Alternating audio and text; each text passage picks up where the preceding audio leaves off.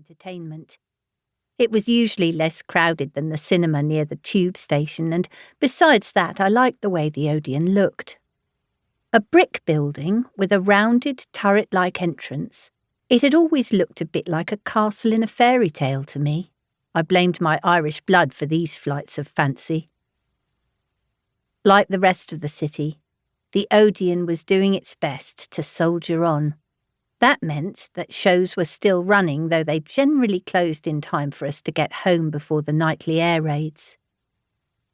We'd had several bombs dropped in Hendon, but thus far the Odeon stood unscathed. I was learning, as we all were, I suspected, that it was important to enjoy things while we could and not think too much about the future. I reached the cinema, purchased a ticket and slipped into my favourite seat near the back. It seemed I wasn't the only one who'd decided on an hour or two of escape. There was a decent-sized audience this afternoon. I noticed several uniformed young men with their girls. Felix wouldn't be here until halfway through the film, but that was all right. We'd seen it before. They were showing an older film, Bachelor Mother, starring Ginger Rogers making a go of it without Fred Astaire. It was light-hearted and amusing, just the sort of thing I was in the mood for. Of course, there were the newsreels to watch first.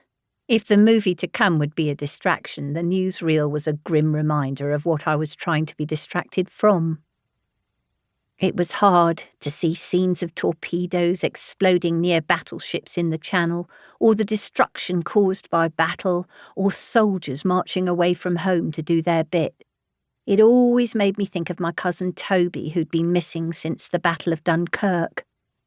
With each passing day, with no word from the army that he'd been listed as a prisoner, it became more likely that he was dead.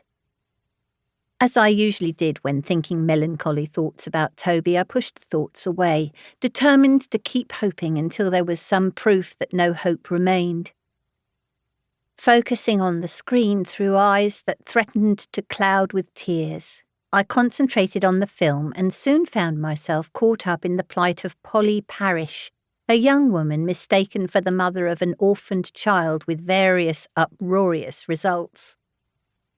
The film had been playing for a short while when I noticed a shadowy movement at the edge of my row, and then someone sat down in the seat directly beside me. I turned, smiling to greet Felix. He was here earlier than I'd expected. My smile faltered when I realised it was not Felix. It was instead Major Ramsey, the intelligence officer with whom my family and I had aligned to make use of our safe-cracking skills for king and country. The last time I'd seen the Major had been the morning after the second night of the Blitz, a night in which we'd robbed a bank and caught a ring of spies. Though I'd thought of him frequently over the intervening days, a cinema was one of the last places I would have expected to encounter him. "What are you doing here?" I asked, rudely forgoing a greeting. "Good afternoon, Miss McDonnell," he replied, his eyes on the screen. "You don't suppose I enjoy Ginger Rogers films?" "No." I expected the Major had neither the time nor the temperament to enjoy pictures, but if he did, he'd have gone to see one weightier than this. A war film, perhaps, something with gravitas. We sat in silence for a few moments as the film played. I waited for him to speak, the possible reasons for his unexpected appearance darting through my brain, but he didn't seem inclined to do so. "You didn't come here to see this picture?" I pressed at last. "No. I need to speak to you. I went to the house and Mrs. Dean told me where you'd gone." Of course she had. Nacy had a bit of a crush on the Major, and she was forever trying to push the two of us together. As fond as she was of Felix, in her eyes he couldn't compete with an army major who was nephew to an earl. "As my time is limited, I sought you out," he finished. "Do we need to step outside?" I asked. "No, this is as good a place as any. In fact, casual situations such as this one are an ideal way to pass along information. I don't want to draw more attention to you than necessary."